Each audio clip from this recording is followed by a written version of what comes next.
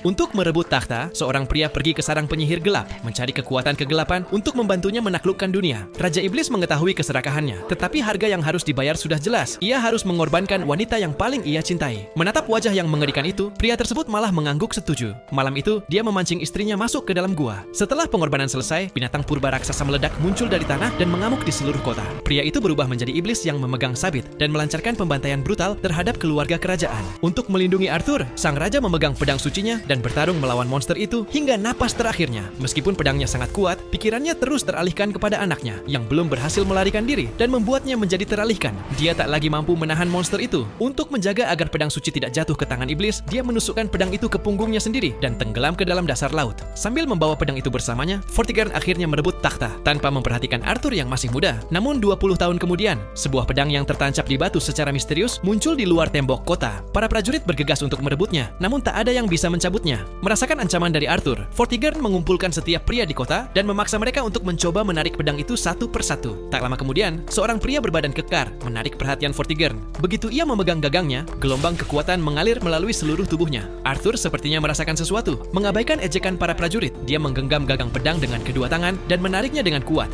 Gelombang energi yang dahsyat meledak keluar, mengguncang tanah di bawah mereka. Para prajurit segera memerintahkan untuk menangkapnya. Sebelum Arthur bisa melarikan diri, kekuatan yang luar biasa itu memudar dan ia pun terjatuh ke tanah. Ketika ia membuka matanya, ia mendapati dirinya berada di atas batu tempat eksekusi. Di saat yang genting, seorang penyihir melancarkan mantra untuk mengganggu eksekusi, kemudian menyelamatkan Arthur di tengah kekacauan. Ternyata mereka adalah pengikut setia raja yang lama. Sejak Vortigern merebut kekuasaan dan memerintah dengan tirani, mereka telah melarikan diri ke pegunungan, menunggu munculnya seorang penyelamat. Dan sekarang, Arthur adalah harapan satu-satunya mereka. Saat mereka menceritakan kembali kejadian masa lalu, ingatannya yang lama terkubur perlahan mulai muncul kembali. Namun untuk menantang Vortigern, kemampuannya saat ini masih jauh dari cukup. Untuk mempercepat pertumbuhannya, mereka membuangnya ke dalam gua yang dipenuhi monster. Tempat itu dipenuhi binatang buas yang bermutasi, lalu memaksanya untuk menarik pedangnya dan berjuang untuk bertahan hidup. Setelah 3 bulan pelatihan hidup atau mati, Arthur akhirnya menguasai kekuatan pedang suci. Dia juga mengkonfirmasi identitas iblis sabit tersebut. Tak lain dan tak bukan adalah pamannya, Vortigern. Untuk membalaskan dendam ayahnya, Arthur menyusup ke istana sendirian dan dengan sengaja menyerahkan pedang itu untuk menurunkan kewaspadaan para pengawal Vortigern. Dengan bantuan sekutunya, pedang itu ditancapkan ke sebuah pilar batu. Hanya seseorang yang berasal dari garis keturunan Raja Uther yang bisa mencabutnya lagi. Menyadari dirinya terpojok, Vortigern melarikan diri kembali ke sarang penyihir untuk mencari bantuan. Namun sekali lagi, harga yang harus dibayar adalah mengorbankan seseorang yang dicintainya. Dibutakan oleh haus kekuasaan, Vortigern kehilangan rasa kemanusiaannya. Dia membuka pintu kamar putrinya dan menusukkan sebuah belati ke tubuhnya. Saat darahnya tumpah, dia sekali lagi berubah menjadi iblis sabit.